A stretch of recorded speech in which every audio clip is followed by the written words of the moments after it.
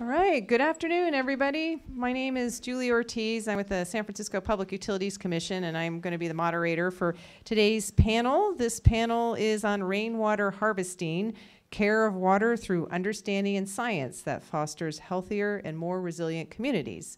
So just have a couple of quick things. You probably now know who the sponsors are and the exhibitors. And if you haven't visited the exhibitors, please try to go around and visit them and get your passport signed, because we are giving out door prizes at 5:30. So if you filled it out and turned it in, you have a chance of winning some cool prizes. Also, just a reminder too, we're not handing out any copies of the presentations, but you can find them all on the Water Conservation Showcase website starting next week. So look for them there. And if any of you are here for USGBC or AIA credit, you can get credit for either one for this particular panel. For USGBC, you log on online and self-report. Make sure you write down this number. And I'll pull this slide up again at the end after their presentations. And if you are here for AIA credit, there is an actual form you need to fill out. So is anyone here for seeking AI? Okay, I'm going to start passing it around, and you sign your name and put the information there. And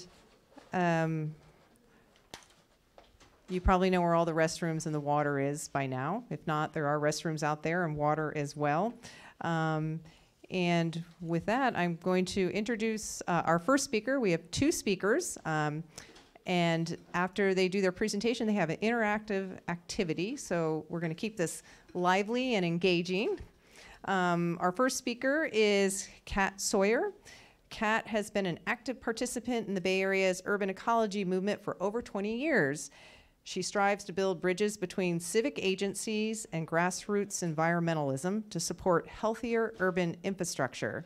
For the past decade, Kat's work has centered on water. She has developed and managed rainwater catchment programming on both sides of San Francisco Bay.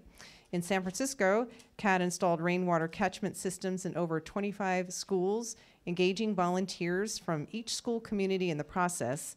In her work with the Watershed project, Kat managed the Oakland Rain Barrel program for the city of Oakland. She now develops green infrastructure projects throughout the city of Richmond, constructing bioswales and rain gardens that educate the public about natural ways to manage urban stormwater. And as a consultant to the SFUSD Graywater and Rainwater Harvesting program, which I can attest to, I get to work with Kat, she teaches laundry to landscape workshops for San Francisco residents at the Urban Farmers Store. So with that, I am going to turn it over to Kat.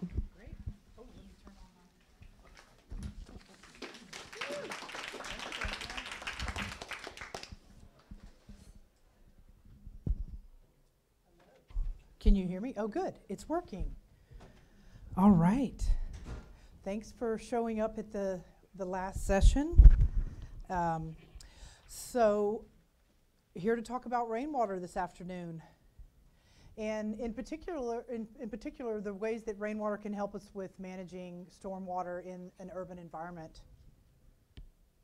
So to start it off, just want to remind us all that we live in a watershed, and this is a natural watershed where the rain, when it rains, has plenty of chances to infiltrate into the earth, to get caught on leaves and flow into creeks and streams and then recharge groundwater.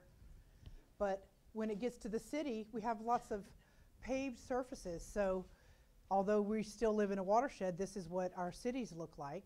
And it's a beautiful city and gorgeous bay. But we want to protect that bay. That's part of what we do, why we do this work. So in a city, we can treat stormwater like it's a problem and pave it and pipe it and pollute it, or we could use it as a solution and we can slow it and spread it and sink it. And so that's kind of the mantra that people say whenever we are working with stormwater in the city. We're trying to slow it, spread it, and sink it. So we're trying to make cities more like sponges. So how can we do that? There are a lot of different ways that we can try to slow water down. Green roofs, bioswales, water efficient structures, but also rainwater harvesting. That's one of the pieces. So this is the Heron's Head Eco Center out in the Bayview, and this is a rainwater system that collects from a living roof, and they also manage their black water on site and do all kinds of cool things. I didn't build this system, but it's just a nice example of an urban rainwater system. So a lot of people ask, you know, why are you trying to harvest rain in the Bay Area when we get only 3-4 months of rain normally, although this is a really nice rainy season we're having this year. But when we have drought conditions most of the year, it's not like you can capture your rainwater and then use it for all your plant needs, but there are ways that it can benefit us way beyond that. There's multiple benefits. So, of course, we can irrigate plants. 1/3 of our residential water use is actually on our landscape, so even though we're just offsetting it a little bit, it's helpful. But the main thing is for San Francisco to take the pressure off the municipal sewer system, because we have a combined sewer system here in San Francisco, so that means that water that falls on the ground is also treated along with our wastewater from our homes. And that's actually a great thing until it rains so much that our old infrastructure can't handle it, and then we have overflows that go to the bay and the ocean. So we're trying not to do that, so that if we install rainwater catchment that can hold that water back, hold it back for a little bit while it's raining, that helps to take that pressure off. It also reduces the urban flooding that we have. And when it comes to erosion in local creeks, that's what the whole Oakland Rain Barrel program was about, was not just to capture and use the water, but to slow it down so that it didn't overwhelm the creeks on the way to the bay and pollute and erode on the way. There's also, whenever these systems that we are retrofitting, when you just put a system on your house that's already there, but when you talk about designing and using rainwater for indoor use, that's a really exciting next level thing that we can do with rainwater. Collect it, use it to flush toilets and do laundry. Also, the reason for doing this, as far as my work, is public demonstration. We want to show the solutions, and we want to make people feel empowered, and especially with so many challenges around environment, you know, people could feel overwhelmed. So how can we do things to kind of help people understand the small things they can do? Because really ecology is conscious evolution, where we try to learn and build things more harmoniously so that we can have healthier cities and healthier water systems. So public education is another really big component. And how best to do that but in schools? Look at this, you guys. There's schools in the Bay Area are oceans of asphalt. They are hot. It's kind of bleak when you get out there and there's no natural areas. So organizations like the Watershed project that I work for, and plenty of others, have taken this on as something to try to improve. And school systems own a lot of land in the city as well. San Francisco, I think they're one of the biggest property owners in the city. So when we make these stormwater improvements to places like schools, not only are we getting the benefit that the students are learning about it when they study the water cycle and they have this in their garden and their campus is improved, but also we're taking it to that other level of sharing that information with the greater community. So this project, the Sea of Asphalt, is in Oakland, and when we green campuses, we can soften those hard edges that we have in schools. And this is a project that I'm working on with the Watershed Project's working on with Restoration Design Group to remove pavement and try to infiltrate and plant trees. But I've done most of the work in schools that I've done in San Francisco under the program called Tap the Sky. And that's a program that's a partnership with the Sustainable SFUSD. And the goal of that is to install rainwater catchment with grant funding, so that one piece of that is to engage each school community with the build.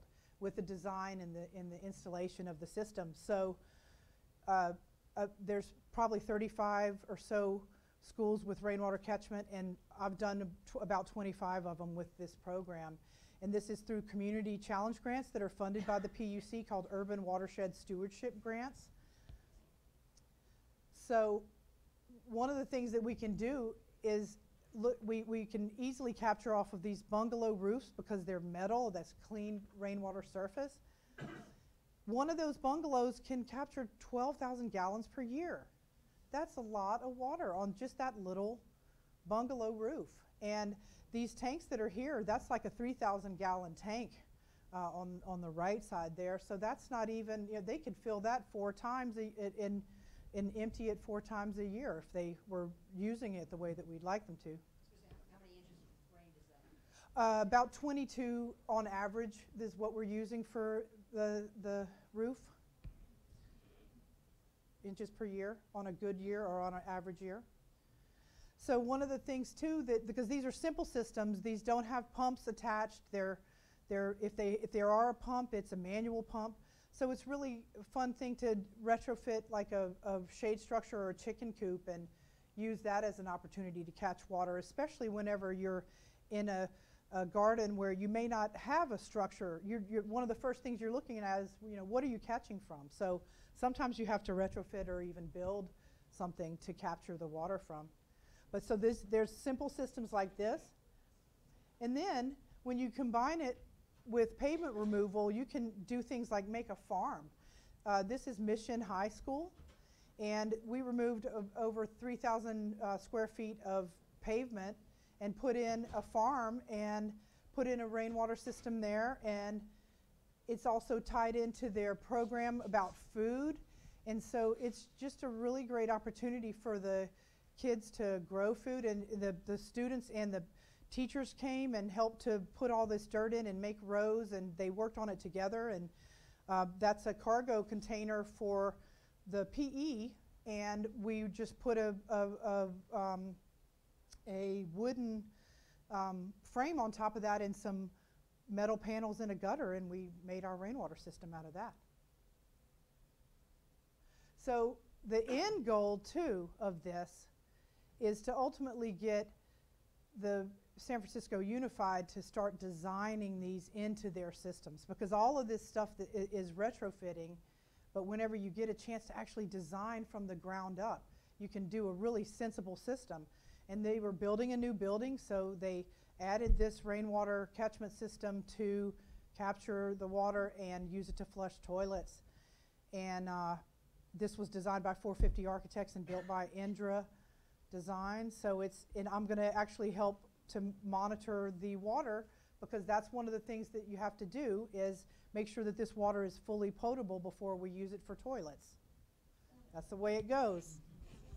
But that's the hope. And I can just say that doing rainwater systems in schools since 2009 or 10 years later, we have one school that's flushing toilets with it. That's very slow. It takes such a long time to get municipalities or just human behavior takes time to change. So when it comes to trying to be ready for the future and be more resilient and all the things that people are thinking about now, we have to put these systems in place now. It's in order to be ready, because it just takes time.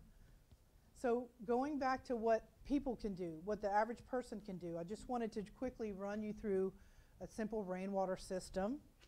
So you can see there that there's a roof, there's a gutter, and there's this cool little pipe here on the right that they call the first flush diverter. So that's what this is, and you're welcome to come check it out. Basically, it's a pipe where there's a ball that's floating in it, and the goal of the first flush diverter is to make the water clean whenever to let the dirty water rush off first and then start collecting your water. So here's a little illustration of how this happens. The water starts to drip in and it starts filling up into your first flush. In the second one, the first flush is filling. There's a gasket at the top, so when that ball gets to the top, it will let the water start going over into the tank. So that just lets that first bit of water that you get go ahead and drain away. And it'll drain away really slowly with this little tube at the bottom here. So fills up, and then when it gets to the overflow, it overflows into what you would hope to be a permeable space, a rain garden, something that's been designed for that overflow to go. But that's kind of your average, really simple system. I want to also point out that in the beginning here, there's seismic, because this is what they call a slimline tank, and so that means that it's tall and isn't very deep. So because we live in a seismic area, that's a way to make sure that it doesn't fall over. You can strap your tank to your house or wherever you're putting your tank, but that's something to consider. So the goal of all this is to have regulations that are smart, but that also have incentives that go along with that. So I'm the carrot in a lot of this. I like to help people understand how to do it, but it's also so important that we have laws and rules that help especially developers and builders, to do things that are really important to manage stormwater. So first off, just thinking about rainwater catchment, you don't need a permit if it is just a simple system. If you're not disconnecting from the sewer. A lot of people already just have a downspout that just drains right onto the ground. So as long as you're not connected to the sewer and unplugging from that connection, you don't need a permit. You don't need a permit if it's on grade, if it's just on the ground. But you do if you're on a roof. So the more complex your system gets, and the heavier it is, you want to be careful. And you can't add a pump to it if you don't want to avoid a permit. If you want to avoid a permit, if you don't want to get a permit, just keep your system simple. But it is important to remember that we're trying to scale up here. So that's one of the things is if you're doing it for like a multi-unit house, you're adding a pump, then you have to get a permit. Yes, sir. Real quick question: is this just for San Francisco? Is this the state? This is for San Francisco, and so what will happen is that if your city doesn't have any particular regulations, it'll kick up to the state level. So, but we have our own rules. And for gray water, there's no permit if you do a simple laundry landscape system where you just take your laundry and send it out to the landscape, your exhaust from your washing machine. Again, though, if you increase in complexity, electrical pump, plumbing for indoor use, then you have to get a permit. It makes sense. You know, the more you do something that it requires a plumber, you get a plumber to do it. The things that are important, though, to remember for San Francisco is that we now have stormwater management requirements. That means that every building over 5,000 square feet has to manage every drop of water on site. That's changed the game. That's changed everything, because when we task designers to do that, and builders and developers, then we actually get all this green infrastructure all over the city. And also there's C3 requirements, same thing, a handbook to encourage reuse, on-site catchment, and ensure that the runoff doesn't exceed pre-project conditions. Yes? We need to capture the questions, so if you can just repeat it quickly. Okay, sorry. It has to be on the tape. Clarification on the width ratio 2:1. You have sort of a skinny wide tank, so it's that long dimension that counts, not the like it's only 18 inches. Yes, so the one that I showed you, so it is a 2-to-1 ratio so it has to be fatter than it is tall. And Right. You don't care that it's thin. Well, in that one you would actually need a permit. The one that I just showed you is too tall. So what and you can imagine how stable something is if it's short and squatty versus if it's tall and thin. So because water weighs 8.6 pounds per gallon, and you just want to make sure that it's not falling over. So I want to pass it over to Benjamin, but thank you so much, and we'll answer more questions after the end here. Yeah. Yeah. All right. I'm going to go ahead and introduce our next speaker, and then I will turn the lights down. Benjamin Soika. Benjamin is a partner in Rainwater Management Solutions, and the Executive Vice President of Design and Engineering. He's a graduate of the University of Virginia School of Architecture under the tenure of Dean William McDonough. Benjamin has assisted in the design and overseeing construction of multiple McDonough projects. He's still an active partner in the family cattle farm, Cliffdale, located in the Piedmont of Virginia. Benjamin's strong agriculture and environmental upbringing reinforces the common sense approach evident in his designs and projects. Benjamin's site work and utility background, spanning 18 years as both a general superintendent and project manager, allow him to take from thought to plan through construction and into the future with an understanding of how it can be successfully sustained throughout its life. Great. Well, thanks, as Kat said, for you all coming in here at the end of the day. I'm really just going to kind of take what Kat started with, and we're just going to kind of progress on. And again, the second half of today is going to be very interactive. We're actually going to work through a project. So just like Kat showed, one of the things that we've realized is that we try to base things on science, which makes good sense, but oftentimes is lost when we start looking at things from an engineering perspective. In a previous life, I spent 15 years as a firefighter paramedic, and when I started in the early 90s, there were over 40 drugs that you needed to know to take care of a heart attack patient. Now they're down to 6. Why? Because we actually did research, and we figured out that most of those, there wasn't any positive conclusive evidence that they did anything. They didn't hurt the patient most of the time, but the science showed that they didn't really benefit anybody other than maybe once in a while, and are we really sure it even did? So we try to apply the same thing here.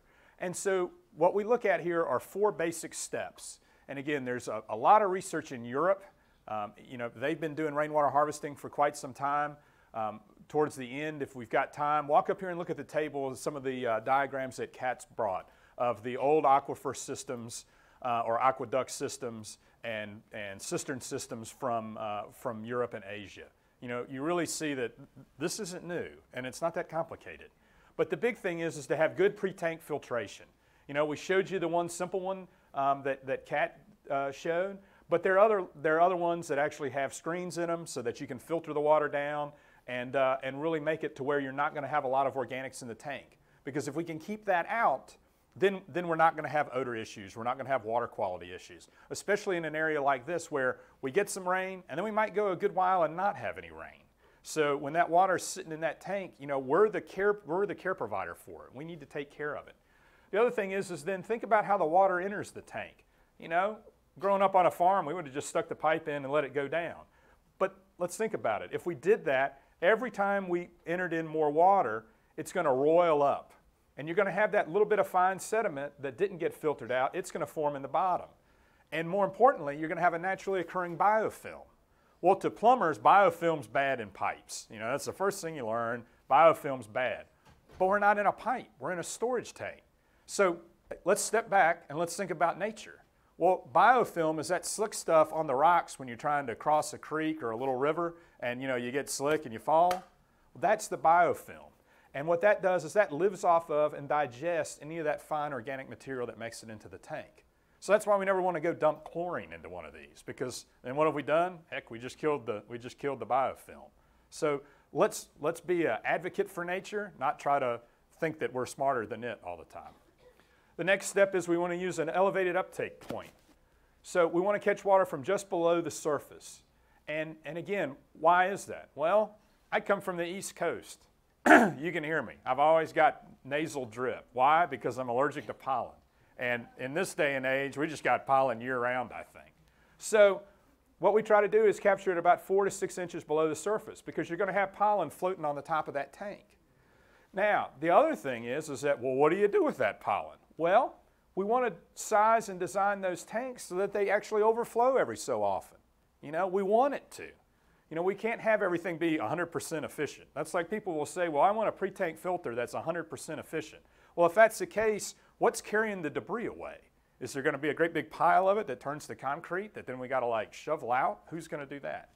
Same thing here. We want that pollen to evacuate off. And that's why the overflow, quite honestly, is probably one of the most important pieces of this 4-step process. We want that to be vertical. We want it to have a little bit of an angle so it actually helps wick in that pollen and anything else that's floating on top. If we're in an older city that's got combined sewers, or you're just hooking into a big storm sewer in a big municipal city like this, it's wise to have a trap on it so that you're not going to have any sewer odors, gases, anything coming back at you. Likewise, too, you may want to consider having a flapper valve on that so that if you do have a big storm, the municipal water, if it starts to overwhelm, it's not going to back up and hit your tank. Well, people will say, well, what do you do then if your tank's full and your valve's being pushed shut by the water backing up on it? Well, that's why you don't want to have that little tiny vent.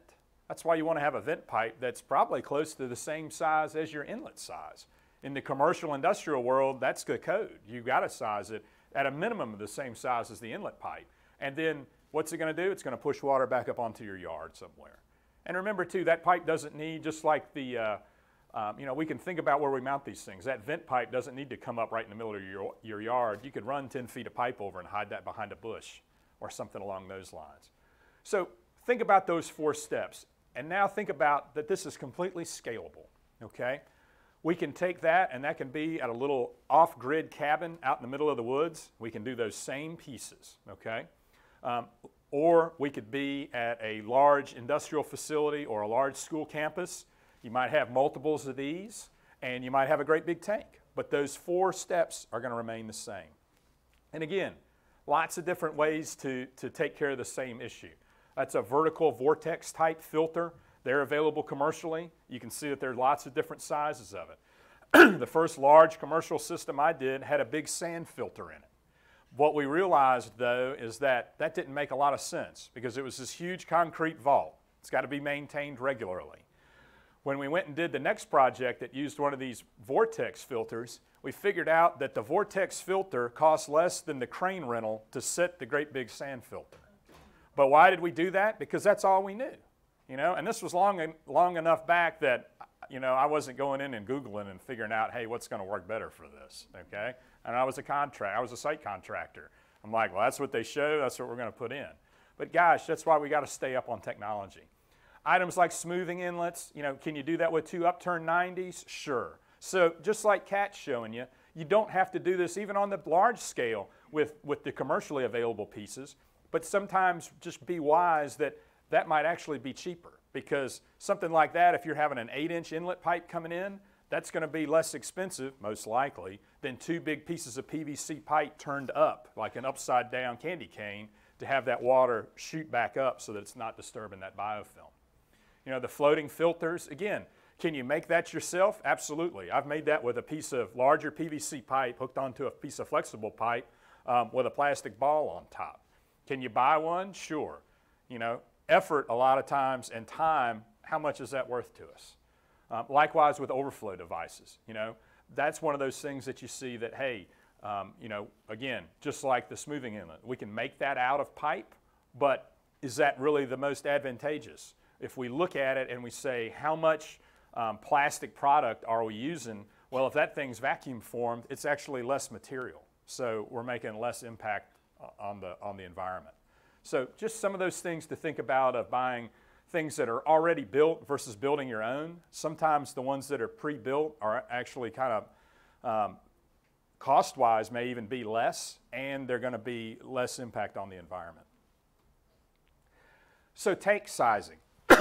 This is one of the big things that I think a lot of people wonder about, especially on the West Coast. We do work down in the LA area, and folks will say, well, heck, it never rains down here. And I'm like, okay, so why do we have these huge stormwater canals that I'm driving over top of all the time, And why have I been down there a bunch of times in the past 2 years where, they're almost at flood stage. So I'm thinking it's raining a little bit. The issue is that it rains a little bit, and then we go a chunk of time and it doesn't rain, all right? On the East Coast, I know that I average about 4 inches of rain a month, at least. So, it's a different process. So we have to look at that and understand it. Can we do that with monthly rainfall data? You can. But then the issue is if you try to use that and look at it mathematically, then it's like we got all the rain on day 1, and then we're using it day 1 through 30. Well, that's not really how it happens because, again, out here, you might not get any rain on day one. So how do we look at that? Well, working with a team of environmental scientists and climatologists from around the country, a few years ago, we sat and kind of dove into this project. And so what came out of that was saying, okay, first off, we want to use daily historical rainfall data. And coming from the civil construction side, that made sense because in stormwater management systems, we look at stuff on an hourly basis. So by the day, that seemed to make good sense. The next thing is that, well, what span of time or years do we want to look at? You know, and we found that the federal government has pretty good data for a lot of places in the country for about 60 years worth. When we were working on this, about 50. And so that was when we went and started talking to climatologists.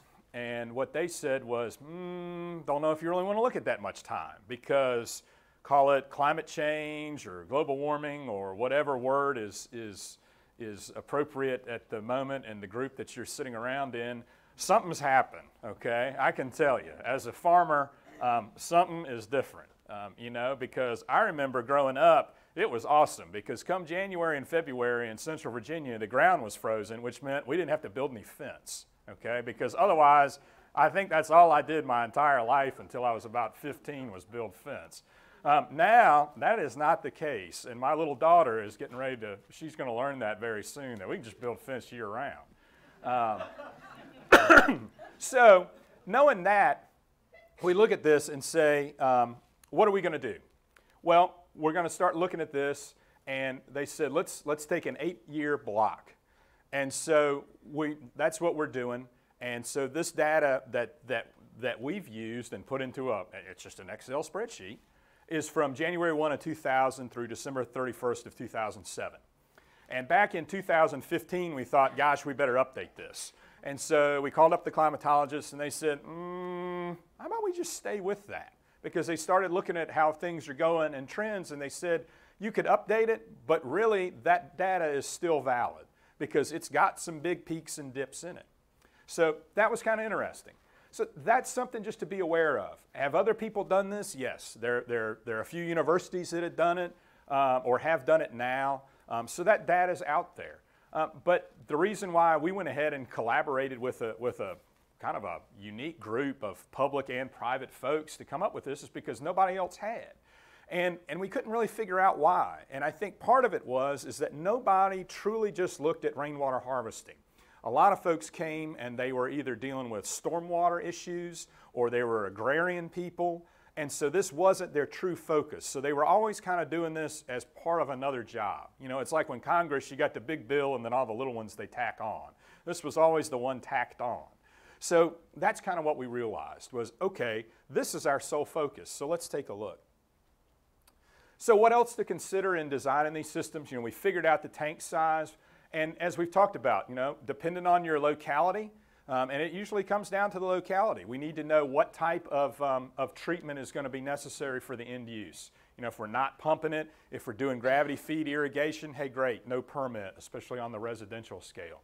If we're taking it back inside a building like here or other places, you know, my feeling is if we're taking it back inside a building, I want it at a potable level. And, you know, day tanks, you'll see this, where you'll pump from a cistern through some treatment equipment, and then you have this other little tank, and then there's a set of pumps. Well, why do you do that? Well, it's energy conservation. Because what we can do is we can have a little tiny pump right here. Say this is at an elementary school, and we're going to flush toilets.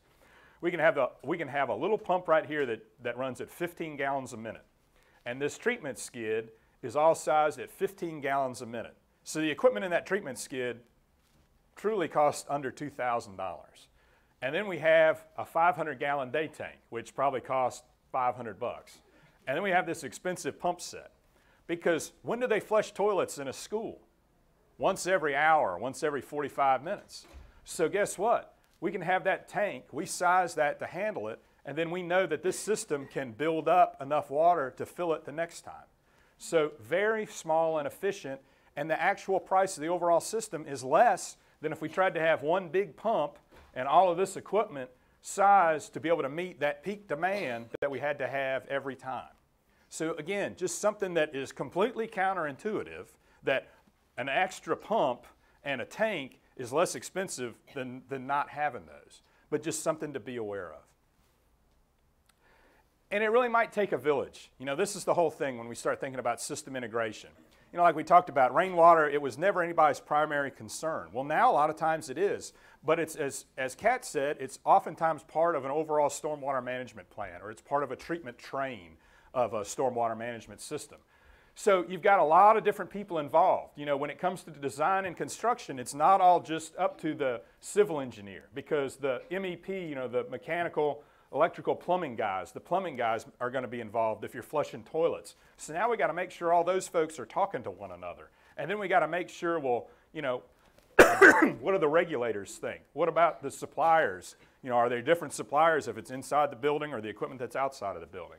So that's where we got to have somebody that's going to kind of try to bring all of that together. And who's that ringleader supposed to be? Well, it's supposed to be the architect, you know, on all these jobs. But is that really fair? Maybe, maybe not. So that's where folks like Kat come in that are an advocate for this, that can really show and say, hey, you know, let's look at the big picture here and make sure we're getting all the points covered. All right. So that my wife came up with that many years ago. We actually worked together for a number of years. She's the environmental scientist, or one of them, that worked on that sizing program. But you know what? Doesn't that just make sense? All right. Now, how's everybody feeling? Everybody awake? Lights are down? Okay, we're good? Okay, so now we're going to have a little project. So everybody look around. Groups of like 4, 6, 8, whatever you like. We're actually going to have active interaction, and it's not through your cell phone. Okay? So, Kat, come on up. So, sure, we'll turn the lights up a little bit. Do we want to take any questions before, or you want to? Any questions we want to handle right now? What we're going to do is move into a little project, and we're going to kind of start thinking about some of the things that Kat and I have talked to and actually putting them into play. Yes, ma'am. I'm going to bring in the microphone. Hi, I have two 305-gallon tanks. I've had them for about 15 years. And as I recall, the tanks themselves were not all that expensive. The shipping, though, getting them shipped to me was really quite expensive. And I'm wondering if you have any advice, A, for good suppliers, and B, for getting together orders so that multiple people could bring in the tanks, and C, where the heck do you get the slim lines? Mine are the round ones, which was what was available at the time. I'll let Kat's the expert on the local issue. Let me talk about it more, kind of what's happened since you bought yours. First off, a lot more manufacturing facilities, and a bunch in California. So pricing for those in California have gone down. And so if you're buying them online, it'll actually show, most of the websites that sell tanks will actually show where they're being sourced from. So don't buy one that's made in Pennsylvania. Look and say, hey, where's one that comes from California? A bunch of the slimline ones actually are made now in California and in Texas. He's right. The urban farmer here is really good for a local supplier, and they often, you want to talk to them and make sure you get it, like you said, whenever they have an order coming in. Also want to just say that it's very important for people to know that the San Francisco PUC has a program right now that's basically giving away rain tanks. Maybe not a 305, but certainly the program is to encourage rainwater catchment and gray water reuse. So look up the SFPUC website for their gray water program and their rainwater catchment program, because if you live in San Francisco, you could get a free tank. So that's something to just consider. But yeah, Urban Farmer's really good, and they have a store in Richmond and a store in San Francisco, and one I think in Marin as well, Mill Valley. Yeah, so that's who I usually order from, and they're really good customer service. So cool. Is there another question? 2 questions, and then we'll go into the exercise. Yep.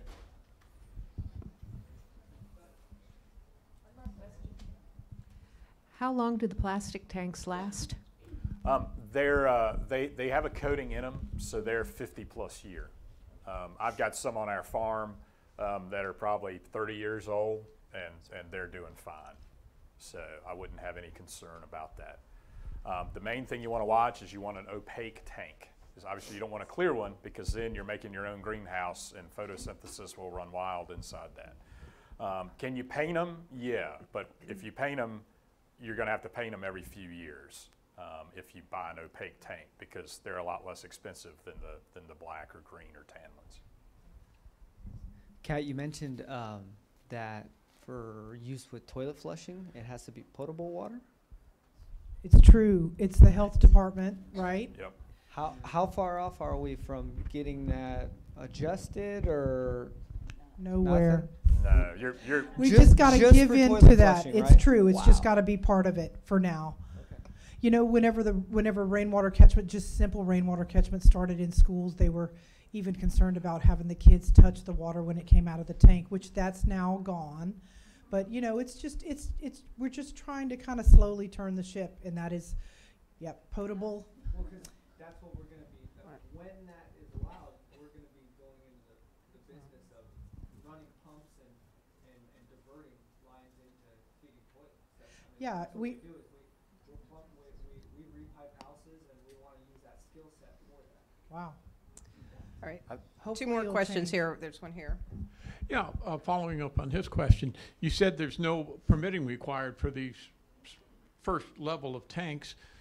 Then there's no, how does the health department do their inspections?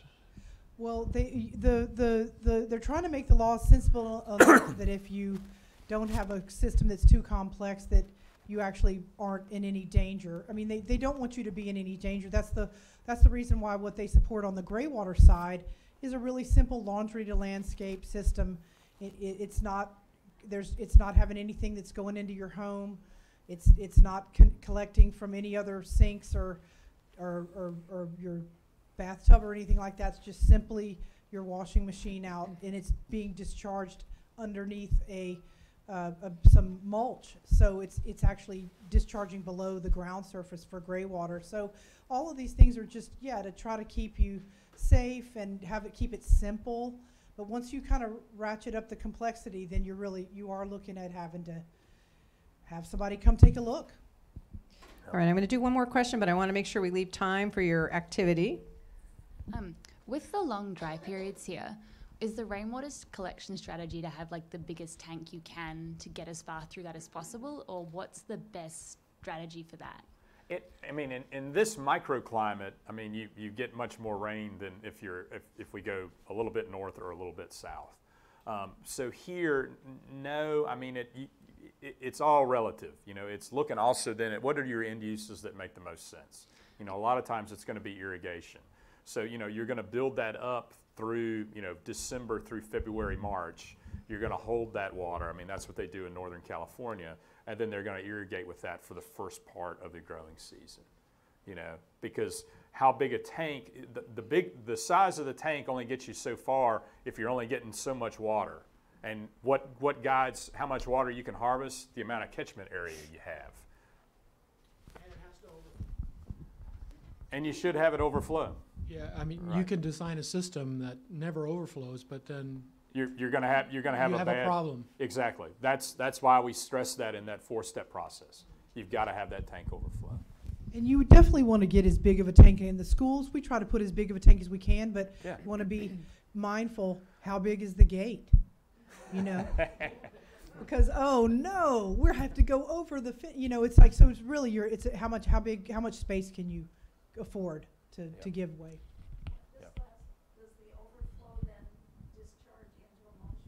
Does the Absolutely. overflow discharge into a mulch bed? Absolutely. That's what you would want to do. Yep. I think what we can do is probably handle some of these questions as we walk through this exercise. No? Okay. Okay. All right. I'm going to have to repeat it. Shout too. Okay, I work at a water utility, and our supervisors consistently say we can work on a larger rainwater rebate program if you show us the science saying it's going to work for our customers. We don't want to waste ratepayer money.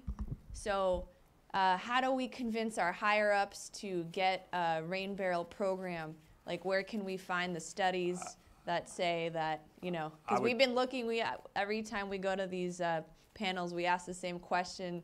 no one really has an answer for us. I would say there are several places to go look. You know, I sat through the presentation that they had next door from 2 to 3, talking about the specific codes in San Francisco. They showed that map that showed the other states that are involved. Minnesota is a large one because of the Great Lakes.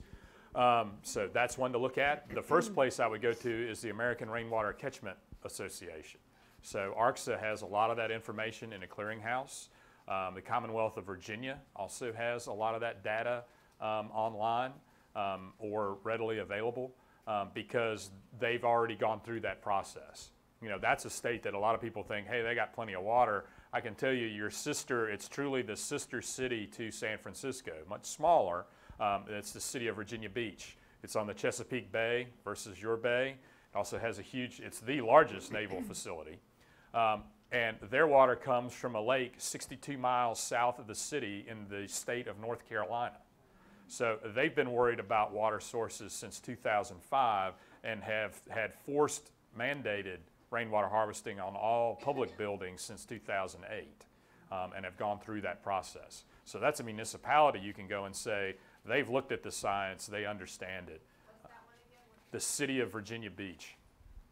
And if you drop me a note, like I can get you in touch with a variety of people. Okay. And I would just say, also stress multiple benefits. Yeah. You know, beyond just beyond just money. When it comes to, especially all of these things, green infrastructure is really hard. It's easy to move water through pipes. That's why we do it. It's in order to try to create green infrastructure, it definitely costs more, but there's multiple benefits to it. We get a greener city from it. And in a place like San Francisco or the Bay Area where you have seismic events, I think it's important that homes have some water that's hanging out, waiting for them. I can tell you too, if you wonder, like, is this a big deal? Like, is this really, like, does the science say we ought to do it? So I teach for the United Association of Plumbers and Steam Fitters, and their big thing is, with the unions, are the big journeyman training schools. This is their #1 priority for the last 3 years, and it will be for the next 2 years, is rolling out nationally teaching rainwater harvesting systems in their journeyman classes, and more importantly, Con Ed to all the other master plumbers that are out there. And so they've actually partnered with the ASPE, the American Society of Plumbing Engineers, who's written a standard, Standard 63, which they just revised this year, which specifically covers rainwater harvesting design. So there are national standards and guidelines out there. And again, I think that's one place where, you know, if you're kind of wondering, hey, is this really going? When you've got an international organization like the Plumbers Union saying, gosh, we got to get on board with this and be proactive about it. They actually have displays on semi-trucks that they take around nationally to the local houses to be able to show their guys how this works. Plus paying to have those systems installed and retrofitted into existing training facilities and doing mock-up systems for the guys to train on. So that shows you kind of where this momentum is really starting to go. All right, so you're going to get a chance to ask some more questions. I think I want to give you time to move into your exercise. So we kind of made this up, or we did make it up, but it's based on a project I'm working on right now in the middle of the country. And so I picked Healdsburg, California, because I've got a bunch of good friends up there that, you know, they're either being flooded away or burned out, unfortunately. And so one of the things we wanted to look at here is, you know, we've got a kind of a rural area, and they've got a private airport, you know, publicly owned, but they're not having commercial planes flying into it, and they're getting ready to redo their terminal. And then they've got 2 big hangars that are nearby. Why is that important? Because it's roof area, and it's like Kat talked about, we got metal roof, which is what we want to catch water off of. So what we want you to do is start thinking about that. So you've got 2 buildings that are 100 by 400, and one that's 40 by 60. So we've got let's see here, 40 by 60, so 240, so we've got 800, so we got what, 1,000 and some square feet of, 10,000 and some square feet of roof, all right? So we want to think about that. Now, everybody's got a cell phone and access to the internet, so let's think about how we're going to size this thing, okay? Because that's the first thing we got to do, all right? So we want to think about tank sizing and what's important about it, okay? Let's think about how these buildings are located. You know, the runways and all are up here where the techs are, okay? So where do we want to think about if we're trying to maximize our bang for our buck? You know, do we want to have decentralized systems, or do we want to have this centralized locally for this little system? So let's take a couple of minutes, everybody think about it, and then we're going to huddle back up here in just like 2 or 3 minutes, and let's talk about what we think for sizing and what we think about location of that. Okay. What's the use of the water? It's actually going to be fully potable. We're going to have this place be a fully potable system. And I know everybody's like, yikes. But we're seeing that in localities where there isn't another good water supply. Like I said, I'm working on one right now. I mean, it's already been approved by the health department in that state, and they're a very conservative state. They're actually pushing for this. So that's what we're looking at. Well, my question is it going to be just for a couple bathrooms, or is it going to be for hosing things down? Exactly. So what you're going to do is we're going to just serve the buildings. We're not hosing anything down. So here's your personnel count. You're going to have 6 people there during the day, and you're going to have 8 transient people during the day. So 6 full-time people for an 8 hours, 7 days a week, and then you're going to have 8 transient people. So like people coming in on corporate jets and stuff, in and out, people taking flight lessons from the local flight school that's based out of there. So 8 full-time people or 6 full-time people and 8 transients. Well, everybody's got a cell phone, so let's figure out what you think it's going to be. 22 is the one for average for San Francisco.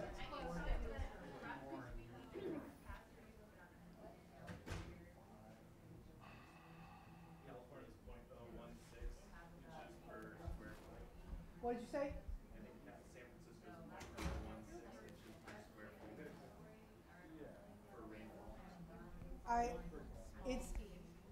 Yeah, should we tell them? Maybe we should, right, Benjamin? Yeah. What's that? So what I'm often using is the square footage Absolutely. times the average rainfall per year times 0.6, so it's 0.6 gallons per square foot.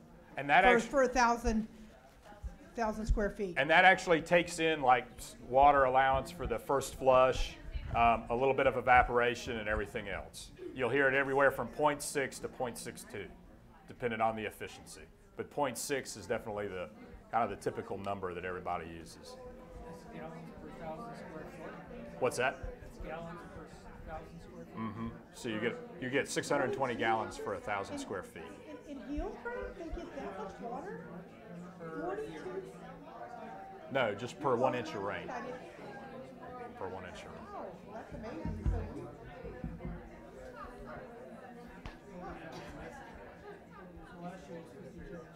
I've been up there, but I didn't realize they had that much water.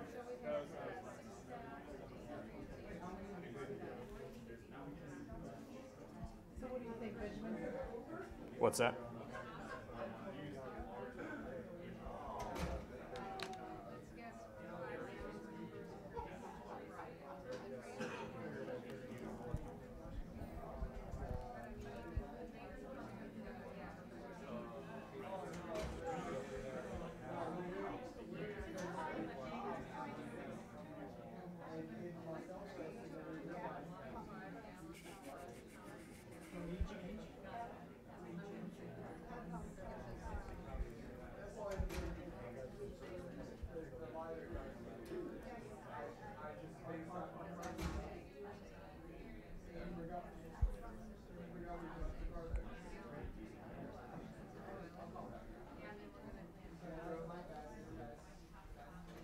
So does anybody have anything they may want to share?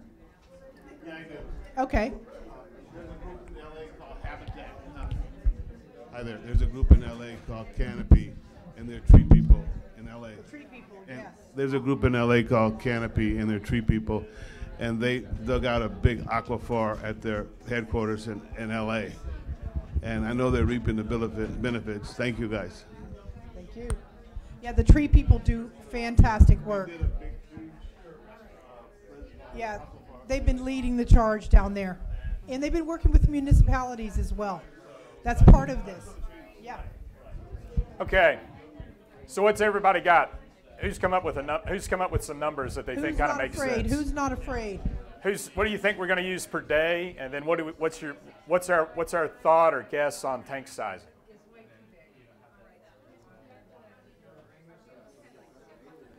Come on, what do you think? Come on, you're sitting back there. Come on. 8,000 gallons that you could potentially collect. Since it's a small terminal, you don't need 8,000 gallon tank. So I would say maybe size your tank to 5,000 gallons. Collect it for everything. You're not going to have much demand in the hangars, one or two. Right. You only have a few bathrooms, sinks, and stuff in the terminal. By decreasing the size of the tank a little bit, you encourage the overflow. You got it. And you don't need the full. You're hired. Yep. Okay, what do y'all think over here? 5,000. About 5,000. We're saying we got maybe about 100 gallons a day. Yep. We got to do it 365. Yep. We're only going to collect 3 or 4 months in the. I was going to say, just we haven't done the numbers yet, but you've got tons more roof than you. You have ton more roof than to collect 5,000 gallons. Yeah. You could probably do it just off the terminal building and keep everything small, is what I'm Exactly. thinking. You don't have to run it to hangars Exactly. for such a small use. But if you had the rinsing and some of the other stuff, then it would be a bigger system. You got it. Good point. Yep. Anybody else want to share back here? When it stops raining? What happens when it stops raining? Well, so great question. So I sat here while y'all were working on it, and I plugged it into that sizing spreadsheet that we were talking about. And so we came out right around 4,000 to 5,000 gallons is probably your optimum storage. And I mean, that's like 100% of your total use. And so that's using daily historical rainfall data for the town of Healdsburg. So that's saying when it stops raining, there'll still be plenty in that tank. Now, to your point, and your point as well, maybe we do go ahead and collect off both these hangars, because let's think of the bigger picture, stormwater management. So then, do we have that water that's available? Who needs water in Healdsburg? Who needs water in Healdsburg? The fire department. Yeah. Okay, so now let's think about burying a tank right there with the connection on it so that they can suck water out of that, put it in tankers and use it. Okay, because now, oh, wait a minute, let's think about grant funding. All right, so now this is coming in under a Homeland Security grant through the National Fire Service. And you're already probably getting money from the Federal Aviation Administration for the rehab of the terminal, because now you're building a hardened facility because you're going to have an available water source. So we start looking at those bigger pieces. So that's the piece, see, that as Kat pointed out, we start with the one, and then it's kind of like it's addictive, you know, it keeps getting bigger. So critical components, you know, the thing to think about here, and we've only got a couple of minutes left, you know, we talked about it. For now, let's just take it to a potable level, because what does it take to take rainwater to a potable level? For doing pre-tank filtration, we're following those 4 basic steps that go back to, like, you know, here we go. They're the ancient step wells in India, and if you truly go and look at these and or look in the encyclopedia, if people remember what those are, they did this process. They had filter boxes before the cisterns. That water trickled down the stairs so that it was at a low velocity when it entered, okay? So they were doing that 4-step process. Wow, the stairs were for low velocity. Exactly. Right. Hey, I never figured that out till we looked at one and saw, wait a minute, all the pipes came in at the top of the steps or partway down. Wow. So what this is the best picture I could find of a Rube Goldberg experiment. That's not what you want, okay? Because again, it's just not complicated. You know, it's like your basic, a sediment filter, maybe a carbon filter, and an ultraviolet light for disinfection. Okay, you know, that's pretty nice and easy. I mean, you can go on the internet and you can find umpteen companies that make that as a complete little one-piece package. Now, municipalities may say, again, that they want to be able to have a chlorine residual to be able to test so that they know it's been treated. What does that cost? Well, that's probably $2 grand for that whole little system in a 35-gallon barrel and the pump to inject the stuff in. Now, if you've got to do that, hey, great. If you don't, you know, I don't like chemicals. So, you know, try to stay away if you can. But just be aware that those are the kind of additional pieces. So I'm with you. You go to Europe, they all think we're ridiculous that we go and we're treating water to flush a toilet. But they're not the land made of attorneys. I mean, that's just the reality of life. My oldest brother's an attorney. I mean, I give him heck all the time. So those 4 additional steps, heck, we just touched on them. You know, the 4 steps, that's what we looked at, and then additional for potable. That's just what we talked about. You know, this is a big fancy one. So you got like self-cleaning filter, bag filter, carbon filter, UV light, big controllers, animated screen. You can look at it on your phone and see how it's doing. Do you need all that? No. We've done systems like at VA hospitals that worked off of 2 relays, a solenoid valve, and some float switches. Those systems are still running 12 years later. You know, this thing, I mean, I'm sure it's all working great, but boy, that sure is complicated. And what's that mean? Money. All right. Codes. I think we've touched on this pretty well. Cat pretty much knocked that out of the park. Other ones just to know about. International Green Code is pretty helpful. It may or may not apply in your jurisdiction. And then those standards, like I talked about, the American Society of Plumbing Engineers, Standard 63. The NSF, you know, that's mainly about potable water. They also have it about gray water. They don't actually have a standard for rainwater yet. So again, it's always kind of that stepchild of where does this fit in? And then of course, how does this fit with like LEED and living building challenges? You know, LEED is a great device for figuring things out, at least in my mind. I think their sizing, figuring out like what do you need in terms of how many people are going to be in a school. I think their sizing modeling is probably the best that's out there. You know, living building challenge. Who's ever worked on one of those? Wowzers! I mean, that's where my hair came from. I mean, it is. They're robust, but they're pretty neat. I mean, they really make you think.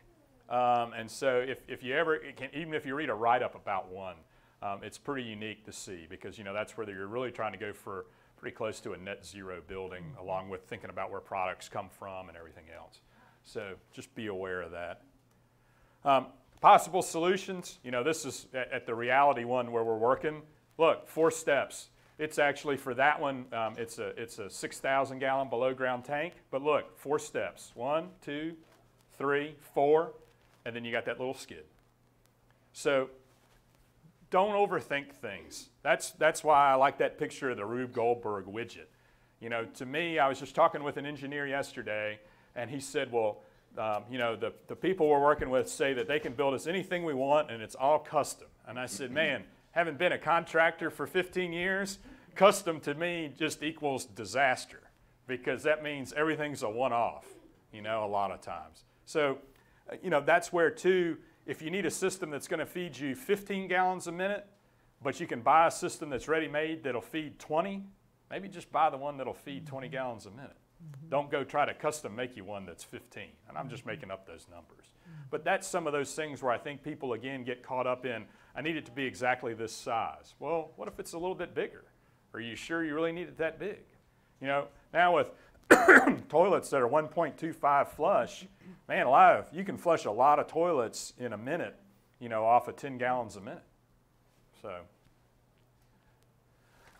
okay. The continuing ed info that our lovely moderator spoke about earlier. Yeah, if anybody else needs to sign up for AIA credit, let me know. Make sure you sign up on the flip chart. And I think we have time if you guys are willing to answer some more questions, if there's questions. Absolutely. Yeah, okay. Yeah, I don't. Yeah, the slides are going to be posted on the Water Conservation Showcase website, so they'll be up there next week. Great. Thank you. Hi. Hi. We just talked about toilet water being, you know, water supply, water, drinking water. Fire hydrants also, I believe. I was wondering if we could confirm that. I think fire hydrants are non-potable. I don't know, actually. It actually depends on by jurisdiction. Typically, they're off of the principal water supply, so they are. And because you're aerosolizing that water when it's being sprayed. Yes. Right. Right. So you don't want to be using contaminated water if you can. Thank you. Yes. I was curious for your Healdsburg example. How complicated is it for you to start selling it to the vineyards nearby? I got a commodity. You want it? Great example of that. Where's my Minnesota guy? All right, St. Paul, minor league baseball stadium. So, neat facility there. It's all on a big brown site. It was a former paint manufacturing facility. They tore it down to the ground, but there's still like floors below grade. So, great big building is the maintenance facility for the light rail system. They got a ton of roof. Had to do something with their stormwater, except the building takes up their entire lot. Baseball stadium next door, got bathrooms and grass that need to be watered. Go down in the subgrade underneath the foul line for first base. Underneath that, what used to be the paint facility, you build a 40,000-gallon corrugated steel tank because you can carry all the panels in an elevator. You put it all together, and now we're taking the water off the one guy's building and using it over in the other guy's building. So he's taking care of his stormwater credit, or he's getting his stormwater credit taken care of for the light rail. So I tell you what, since we're taking all your water, how about you pay the sewer fees on the harvested rainwater that we're using to flush toilets, Mr. Light Rail? Okay, let's do that. That takes a serious partnership. It does, and that was all done through a big, through the Water Conservation District in that area. Another neat project there too, if you're looking up Minnesota and the Twin Cities, is the new Major League Soccer stadium that went in there. Same thing, very much a big collaborative joint effort, a lot of public-private interaction to make that work. I just want to add on the fire hydrant. With regards to here in San Francisco, some are designated to be, that they could pump salt water through them. And also there's been a program by which they've been building at critical intersections for cisterns. They're basically almost like 40 feet deep. Yes, and for in event of an earthquake. Well, sometimes, like what had happened in the marina, they basically then pumped out from the bay, but yes. So I guess in certain municipalities where they're close to available water, in the event that their system is down, that they can somehow suck water out where it's available. Yep. The city of New York does that as well. LA County does I could that just as well. add that for the SFUSD, we have two firefighting systems, and the water is supplied on the potable water source, but it's not moved as fast, so it may not remain potable. Yes.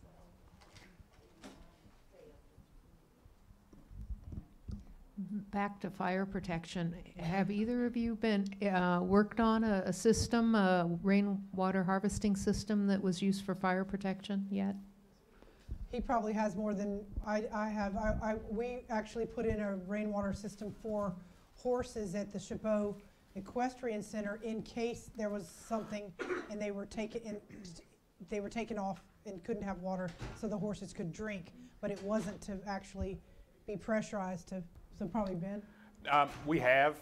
A lot of times that's definitely going to be a code thing, because what we've done is we'll go in and say in this tank what we'll do is you'll hang your submersible pump instead of having it sitting in the bottom. It's hanging, and the intake for that is in the middle. So it's hung right here so that you can only use, say, a quarter of the water in that tank for irrigation or whatever you're using it for. And that makes it so that there's no way anybody can use the bottom 3/4 of that tank, because that's reserved for fire protection. Now, you've got to go educate and make everybody comfortable with that, because the fire protection engineers, they like their stuff separate for very good reasons. But especially in rural areas, a lot of times this has kind of been embraced because it allows you to do both with one tank. Yeah. Have another question? Yes.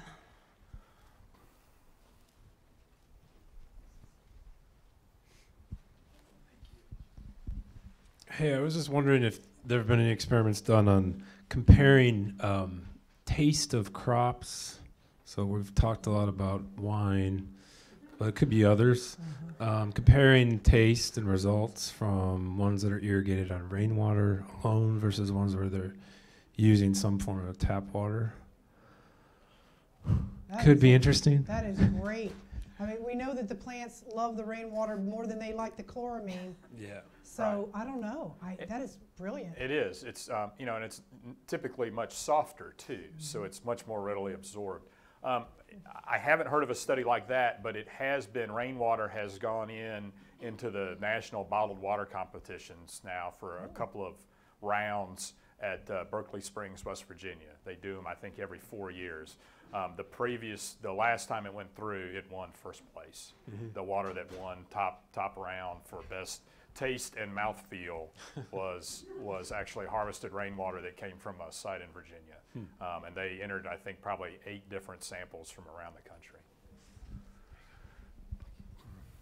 This is more of a statement in the sense of what...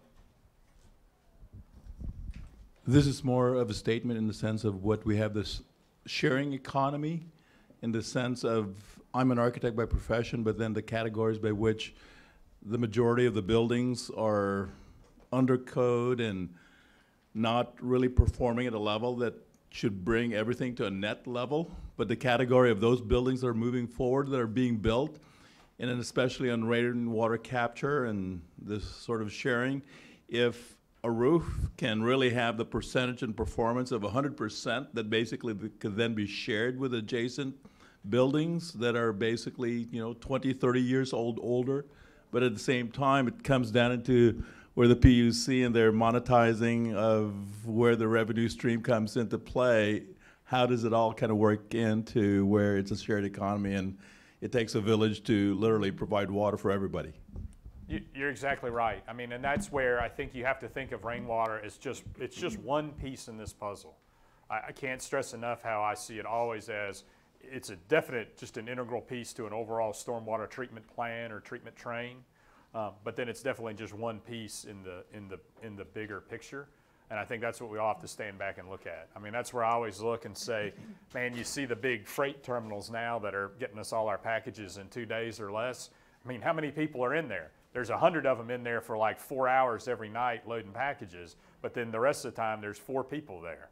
So there's all that roof area that you could catch water off of and use it for something versus having it be a stormwater issue. And so that's where, like, those partnerships, it takes people, and that's where raising that awareness, like what Kat and her group does, that's where we start to get people that start to be a little bit innovative and are willing to take that little bit of risk. Because, hey, let's try that at the school. We're catching water off the athletics Connex container for the environmental club's garden. I mean, well, it's kind of like 2 different businesses. And in Minnesota, it was quite honestly something like that was used as the example that then all of a sudden had, a public facility and a private facility sharing stormwater fees. I mean, they couldn't even figure out how to do the math to make that work initially. I mean, that was one of the things they told us up front. They said, well, we can't do this because we can't even figure out how to do the math. And the guy from the Watershed district looked at the people and he said, you all went to college. If you all can't figure out the math, then, we better figure out something else. But it is important, that jurisdiction factor. Like if you have a public or a commercial building that maybe wants to send water over to a community garden across the street, you don't necessarily have you can't do that yet. Right. But we need to start changing those rules so that we can share that water where we need to. I have a recommendation where this educational system, where basically the additional revenue stream could come from the rooftops by virtue of where they could really monetize what they could collect in the water and then basically make the distribution to the neighborhood. Yes, and what's happening now, which Julie could probably speak to, is that there's new rules that are coming into effect to kind of look back at buildings that didn't fall under this whole stormwater management plan. And so there's going to be rules that if you have a building that you're going to be charged for the wastewater or the stormwater, right? I mean, isn't there? It's stormwater fees, yes, looking at that to charge for runoff on impermeable surface. If you have a parcel that isn't, you're basically paying for, or you're getting wastewater treatment that's not being paid for. So that's the concept. And nationally, a lot of cities are going to that. Washington, D.C. is 8 years in on their program now, and it's gone off very well. Where there you have to be able to hold a a 10-year storm event on site. You have to do it truly on site for 50% of it, and you can buy credits to cover the other 50%. Those credits are out on the open market. They've gone through the roof. So what all the developers have figured out, it's better just to handle all that water on site, because why not run my cooling tower off of it, or flush toilets? And now what's interesting, it's good that the stormwater people and the potable water people are all, even though they look like they're two departments, they're all under one umbrella, because those buildings are using like 30% less water because they're harvesting all that rainwater that's now not going into the combined sewer, but that means that you're not buying that potable water to run that cooling tower. So it's an actual, what's that? No, it's happening in a variety of, oh, absolutely, absolutely. The combined cities, New York, Philadelphia, and DC were the first ones to do it, because DC, yeah, absolutely. On. Yeah. Right, right. But no, it's happening in a wide variety. We're seeing it in suburban areas as well, just because of what Kat talked about of we're trying to slow that water, we're trying to ease that velocity so that we're not having the scarification and erosion of the stream beds and everything else, because where does all that sediment go? Well, like I said, I'm on the sister side on the East Coast with the Chesapeake Bay, like you all have the San Francisco Bay, and we're silting the suckers in. So we need, and we're putting all that nutrient in, so now we're growing all these invasive species of plants that are screwing up the ecology. So that's where we need to keep all of that, is keep all that velocity at bay. Well, I want to thank you all for attending, and have you join me in thanking our esteemed panel. Thank you guys. You guys are awesome. And please remember, we're giving out, if you turned in your passport premium card to the front desk, you may have a chance of winning a raffle prize. So we'll be starting that at 5:30 next door in the conference center. Thank you all. Thanks, everybody. Thanks. Can I get your card? Sure. I have a question for you. I live in